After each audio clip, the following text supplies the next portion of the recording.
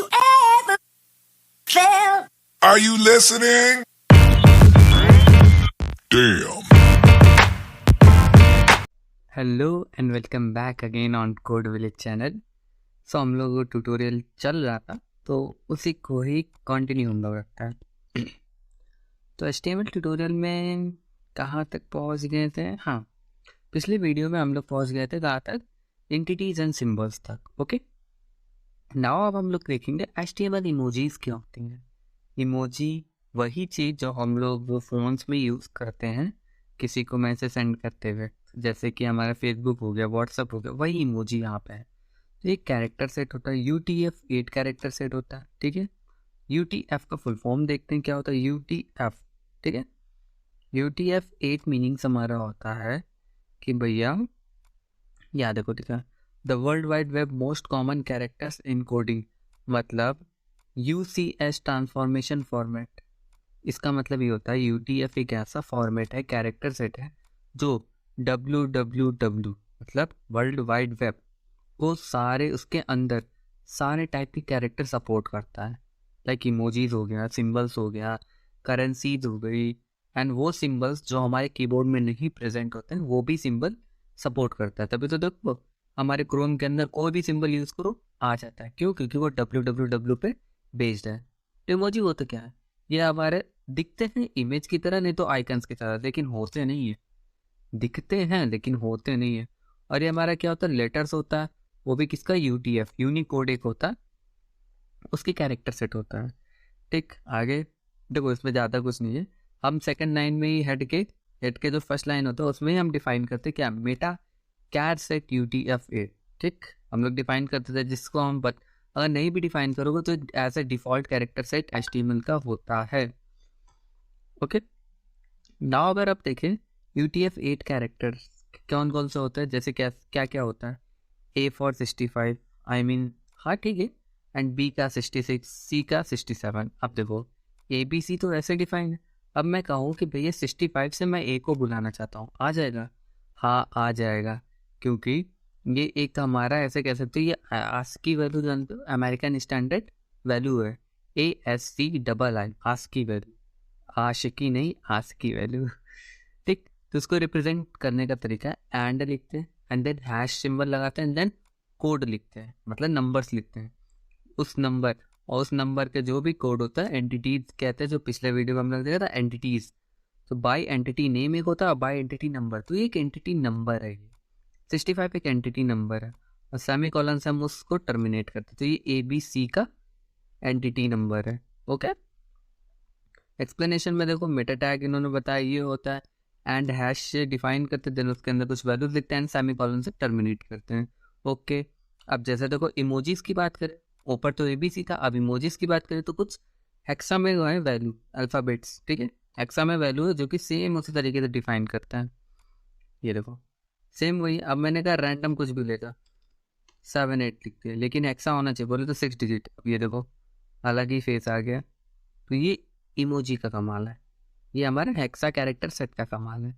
Now हम अगर क्या करें, फॉन्ट साइज इसका बड़ा करना चाहें, हो सकता है। एग्जैक्टली ये देखो हो गया। और हाँ, अभी जैसे बताया ये ना टेक्स्ट है, ना इमेज है, ना आइकन है। देखो इस पर जैसे मैं होवर कर रहा हूँ तो हमारा आइकन कैसा बन जा रहा है, टेक्स्ट जैसे बन रहा है ना, लेकिन ये टेक्स्ट तो है ही नहीं। इमेज जैसे सिलेक्ट हो रहा है, लेकिन ये इमेज है ही नहीं। तो ये है क्या? इमोजी इसी को ही कहते हैं समय से परे। ओ, समय से परे डॉक्टर स्ट्रेंज, ठीक वो नहीं है, यही है। कुछ हमारे यहाँ पे वैल्यूज दी गई है इमोजीज की, बहुत ढेर सारी वैल्यूज है, जैसे हम आगे देखते हैं। ये देखो जितने भी हम इमोजीज यूज़ करते हैं, ये देखो सारी वैल्यूज हैं। तो ये याद करने की कोई चीज़ नहीं है, आप जाओगे लिस्ट निकालोगे सब के सब मिल जाएगा। अब आता है HTML इनकोडिंग, कैरेक्टर सेट का कैसे इनकोडिंग किया गया है। तो इसमें देखो इतना डीपली नहीं घुसना, ऊपर ऊपर मैं बताता हूँ। एक ASCII वैल्यू होती है, ठीक, ASCII वैल्यू में बोलता है कि भैया मैं नंबर को सपोर्ट करूँगा, A to Z अल्फ़ाबेट को सपोर्ट करूँगा। ये देखो मैं नंबर को सपोर्ट करूँगा, A to Z अल्फ़ाबेट को सपोर्ट करूँगा, और कुछ स्पेशल कैरेक्टर्स को सपोर्ट करूँगा। ये ASCII ने ये बोला। ठीक है, ISO वाले भैया बोलते हैं हेलो भैया मैं तो तुम्हें भी सपोर्ट करूँगा, एंड देन कुछ और 256 डिफरेंट कैरेक्टर कोड्स और है मैं उनको भी सपोर्ट करूँगा, ठीक है। देन अनसी स्टैंडर्ड जो होता है विंडो का, उन्होंने बोला कि हेलो भाई साहब मैं भी हूँ लाइन में। तो उसने बोला कि मैं तुम दोनों को सपोर्ट करता हूँ, मतलब ISO और एस्काई की भी प्रॉपर्टी सपोर्ट करता है, एंड उसमें 32 एक्स्ट्रा कैरेक्टर के साथ भी सपोर्ट करता है। देन HTML5 वर्जन आता है, वो बोलता है चलो शांत हो जाओ, तुम लोग के पापा आ गए हैं। तो वो क्या है, वो कहता है कि तुम मेरे अंडर भी रहोगे, मतलब अनसी भी इसके अंदर आएगा, ISO भी इसके अंदर आएगा, एंड एस्काई भी इसके अंदर आएगा। तब जाके हमारा UTF बनता है, मतलब UCS ट्रांसफॉर्मेशन फॉर्म से। Okay, now HTML cat set attributes कैसे, अभी बताया कैट सेट से डिफाइन करते हैं। कुछ डिफरेंट वैल्यूज है, जैसे जो नंबर है वो एस्काई में कैसे डिफरेंट होती है, डिस्प्ले होता है अनसी स्टैंडर्ड में कैसे, और ये ISO में एंड ये UTF में। ठीक, स्पेस लाना हो तो 32 लिख दो, नहीं तो डायरेक्टली स्पेस डाल दो तो एक स्पेस आ जाता है। 33 लिखा तो ये क्या एक्सक्लेमेशन मार्क्स हो गया। अब देखो एस्काई हम लोगों ने क्या देखा, 67 देखा था, सॉरी 65 हम लोगों ने एंड हैश डाला था तो A आ रहा था, सेम 66 डाला था तो B आ रहा था, 67 डाला था C आ रहा था। ये सब में सेम होता है, ये देखो। अब ये टोटल हमारे कितने होते हैं, ये कम से कम 255 होते हैं आई थिंक, एग्जैक्टली 255 तक होते हैं। ये सबके वही वेरिएंट है जो पिछले वीडियो में मैंने एंटिटीज बताया था, ये सबके वेरिएंट है, मतलब Latin, smaller Latin with curly flex, ये सब वेरिएंट है। अब एक एक को देख लेते हैं। एस्काई कैरेक्टर क्या है, 0 से 31 तक है भैया, एंड 127 तक भी है जो कि कंट्रोल करता है कैरेक्टर सेट को। 832 से जो 126 के होते हैं वो लेटर्स होता है, डिजिटल्स होता है और सिम्बल्स होते हैं, ठीक है। एंड इसमें 128 से लेके 255 तक सपोर्ट नहीं करता है, इसमें थोड़ा सा सपोर्ट किया। अनसी क्या है कि ऊपर वाला भी सपोर्ट करेगा और कुछ एक्स्ट्रा भी लेके चलेगा, मतलब 159 तक। Okay, UTF for the values, and ये इतना नहीं सपोर्ट करता। ऐसे समझो यार कि पहला वर्जन में ये देखो, अनसी एक पहला वर्जन है जिसमें थोड़े बहुत सपोर्ट किए, अनसी एक ऐसा वर्जन है जिसमें उसका अपडेट वर्जन है और थोड़ा सपोर्ट किया। ISO फिर एक निकला, उसमें और 159 तक सपोर्ट किया गया, एंड देन UTF एक फाइनल कैरेक्टर सेट निकला जिसमें अनसी भी आ जाता है, मेरे को अनसी भी, एस्काई भी आ जाएगा, अनसी भी आ जाता है, एंड ISO भी आ जाता है, ठीक है। बट यहाँ पे सिर्फ 255 ही या 256 नहीं होता है, मोर देन 10,000 डिफरेंट कैरेक्टर्स भी इसके अंदर होते हैं। सोच लो इतने कैरेक्टर्स होते हैं, या इतने हमारे पास सिंबल्स और ये सब जो भी टिगड़िंग बिगड़िंग लिखते हैं, इतने ढेर सारे होते हैं। कॉम्बिनेशन नहीं, सिर्फ सिंगल चीज़। अब सोच लो कितनी बड़ी चीज़ है। अब देखो HTML यूनिफॉर्म रिसोर्स लोकेटर, बोले तो URL क्या होता है, URL एक अनदर वर्ड है किसका, वेब एड्रेस का। पढ़ाई होगा भाई, लिंक शेयर करो, तो ये लिंक क्या है, URL ही तो है भाई। किसी चीज़ की तो भाई लिंक शेयर करो, मैं भी देखूंगा क्या, कोड विलेज की वीडियो।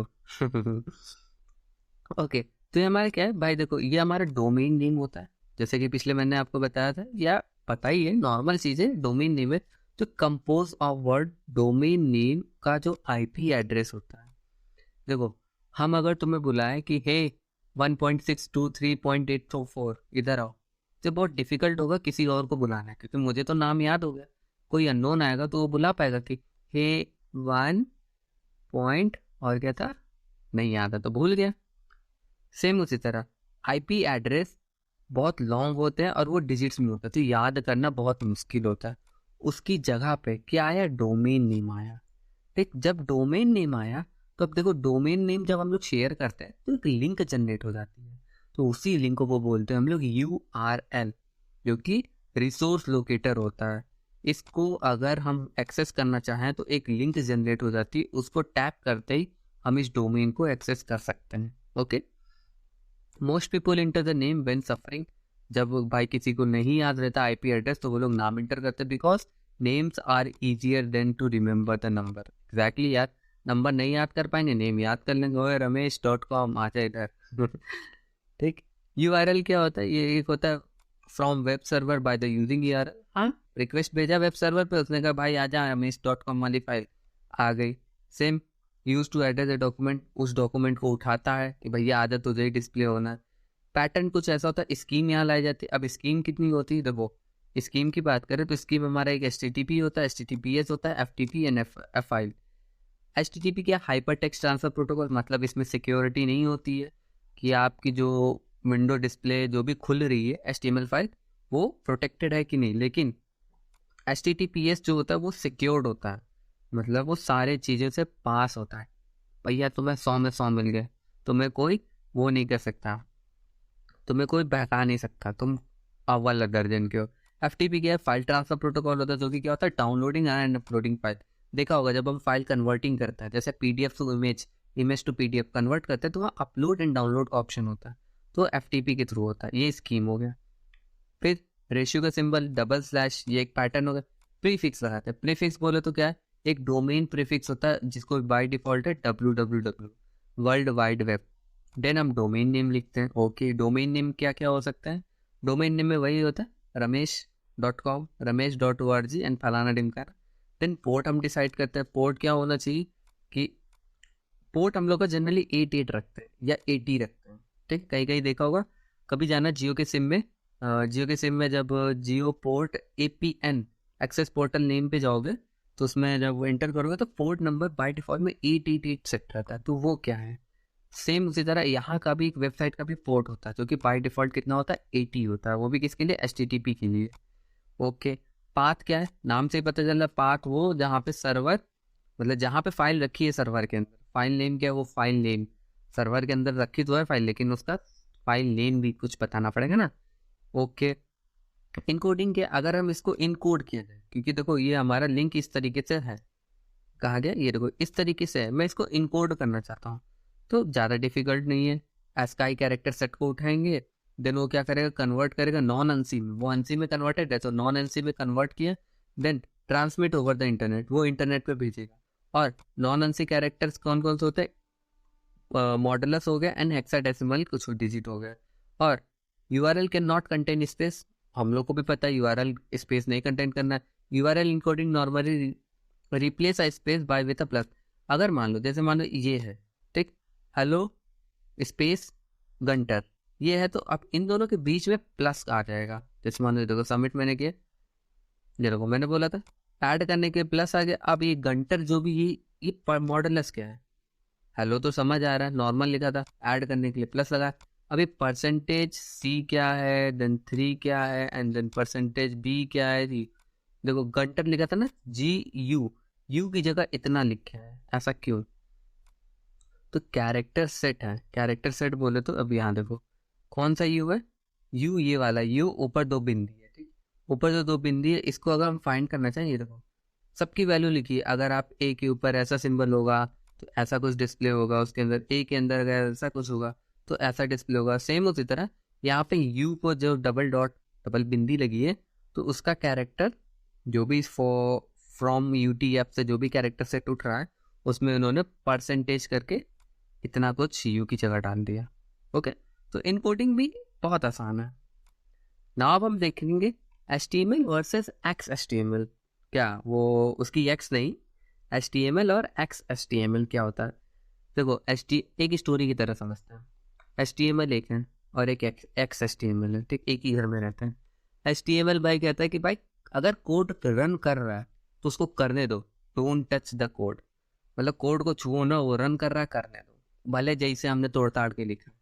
और XHTML क्या है, XHTML कहता है कोड रन कर रहा है ठीक है, लेकिन वो लूप भी ढूंढो, कहीं वो बाईपास तो कोई नहीं कर सकता, मतलब वो सिक्योरिटी भी रखता है और बहुत स्ट्रिक्टनेस रखता है कि मैंने सही पैटर्न यूज़ किया है कि नहीं, सही सिंटेक्स यूज़ किया है कि नहीं, स्मॉलर केस यूज़ किया है कि नहीं, inverted comma, double quote, bracket सब यूज़ किया है कि नहीं, क्लोजिंग टैग है कि नहीं। लेकिन HTML क्या कहता है, अगर मैं भूल गया और वो तब भी रन कर रहा है तो उसको छुओ मत, वो रन कर रहा है चलने दो। सेम उसी तरह XHTML एक स्ट्रिक्टर हो गया और मोर XML होता है। XML बोले तो एक्सटेंसिबल मार्कअप लैंग्वेज, जैसे HTML का फुल फॉर्म भी होता है एक्सटेंसिबल हाइपरटेक्स्ट मार्कअप लैंग्वेज, ठीक, ये स्ट्रिक्टर होता है और मोर XML होता है। इसमें क्या है, XML डिफाइन एप्लीकेशन डिफाइन होती है HTML के अंदर and it is supported by all major. एक ये भी खासियत है कि जैसे मानो तुम्हारा टूटा फूटा कोड है HTML वाला, वो कहीं कहाँ पे सपोर्ट नहीं करता, क्यों, बोलता है कि समथिंग वेंट रॉन्ग या अनएक्सपेक्टेड एरर आता है। बट XML वाला होता है वो हर ब्राउजर में सपोर्ट करता है, क्यों, क्योंकि वो रूल के हिसाब से चलता है, वो सारी चीज़ें ध्यान रख के चलता है कि हाँ भैया गलती का मौका ना दे कोई, I am perfect. Same okay. XHTML ही क्यों, देखो ये एक मार्कअप लैंग्वेज है, उसी की कॉपी है, तो इसमें all document must be mark correctly, इसके अंदर सब कुछ करेक्टली होता है, इसलिए हम XHTML का यूज़ करते हैं। ये हमारे ज़्यादातर क्या होता है, एक्सटेंसिबल होता है और flexible to the work with other data format. जो अदर डेटा फॉर्मेट में अगर हम जाते हैं तो उसमें बहुत आसान होता है। और अलग से अगर देखें तो browser ignore error in HTML page, हमारा ब्राउज़र HTML का जो भी कंटेंट होता है इग्नोर कर देता है, एंड वो कोशिश करता है डिस्प्ले करना, मतलब अच्छे से अच्छे डिस्प्ले करने की वो कोशिश करता है, जबकि उसमें एरर हो तब भी। लेकिन XHTML क्या है कि उसको और स्ट्रिक्टनेस बता रहा है कि भैया नहीं, तुम ये चीज़ नहीं कर सकते हो, तुम एरर है तो एरर दिखाओ। ओके, जैसे डॉक टाइप मैंडेटरी इन्होंने कर दिया, जो कि उसमें भी होता है, ठीक है। HTML लिखना टैग मैंडेटरी हो गया, एट्रीब्यूट ये भी होता है। इसमें क्या है, यहाँ पे देखो HTML हेड टाइटल बॉडी, ये तो उसमें भी मैंडेटरी। इसमें आप देखो नेस्टेड होना चाहिए, प्रॉपरली नेस्टेड होना चाहिए, उसमें भी था। क्लोज टैग होना चाहिए, उसमें अगर क्लोजिंग ना लगाओ तब भी रन कर जाता था। लोअर केसेस होना चाहिए, उसमें लोअर अपर दोनों कर दो चल जाता था, लेकिन इसमें लोअर चाहिए। लोअर एट्रीब्यूट होना चाहिए, उसमें अपर लोअर कर दो तब भी चल जाता था। कोटेटेड लगाओ या ना लगाओ उसमें चल जाता था, लेकिन इसमें मैंडेटरी। फॉरबिडन मतलब मिनिमाइजेशन करने की कोशिश करो, उसमें ना करो तब भी चल जाता था। तो एक एक देख लेते हैं। डॉक टाइप में देखो इसका एट्रीब्यूट यूज हो रहा है, देखो इतना बड़ा डॉक टाइप है, डॉक टाइप HTML पब्लिक, इतने चीज थोड़ा डिफिकल्ट है क्योंकि ये लाइन थोड़ा याद करने वाली होगी, है ये। And then title then body सब कुछ उसी तरह। एलिमेंट बस भी प्रॉपर्ली नेस्टेड बोले तो एक के अंदर एक होना चाहिए, जैसे देखो बी ये है एंड बी ये है, इसके अंदर हमारा आई डिफाइन है ना कि ऐसा हो कि बी यहाँ से शुरू हो यहाँ तो खत्म हो, लेकिन आई हमारा यहाँ से शुरू हो के यहाँ खत्म हो रहा है, ओवरलैप कर रहा है, तो एक रॉन्ग मेथड हो गया। चलेगा तब भी, ये HTML में चल जाएगा, लेकिन XHTML में एरर आ जाएगी। नाउ सॉरी, क्लोजिंग टैग देखे तो क्लोजिंग टैग भी होना चाहिए, जो कि दोनों में होता है, लेकिन अगर नहीं लगाओगे तो गलत आदत मानी जाएगी, गलत बात। Element must always be closed. हाँ एक बात ध्यान देना, जैसे सिंगल एलिमेंट होते हैं, जैसे BR हो गया, HR हो गया, इमेज हो गया, ये सारे सिंगल एलिमेंट है, मतलब इनका क्लोजिंग नहीं है, तो इसको हमें क्लोज दिखाना है बोले तो ऐसे बैकस्लैश उसी टैग में हमें लगाना है, वो भी एंडिंग में, ठीक। तो इसमें अगर लगा दिया XHTML में तो गलत माना जाएगा। लोअर केस की बात करें तो हमें भाई लोअर केस यूज़ करना चाहिए, अपर केस नहीं यूज़ करना चाहिए। सिर्फ लोअर नेम एट्रीब्यूट यूज़ करना चाहिए लोअर केस का मतलब, तो देखो लोअर केस का यूज़ किया, अपर केस नहीं करना चाहिए। एट्रीब्यूट्स मस्ट बी कोटेड, हमें जो भी एट्रीब्यूट की वैल्यू जो भी लिख रहे, जैसे ये इतना लिखा, ये कोटेड में होना चाहिए, और नहीं हुआ तो गलत होगा। Attribute minimisation is forbidden. Minimisation बोलो तो ये इनपुट टैग है, ठीक है। इनपुट टैग में जैसे मान लो कुछ एट्रीब्यूट है जैसे चेक्ड, तो हम लोग डायरेक्ट चेक्ड लिख देते थे तो वहाँ पे चेक्ड हो जाता था, लेकिन ये गलत है।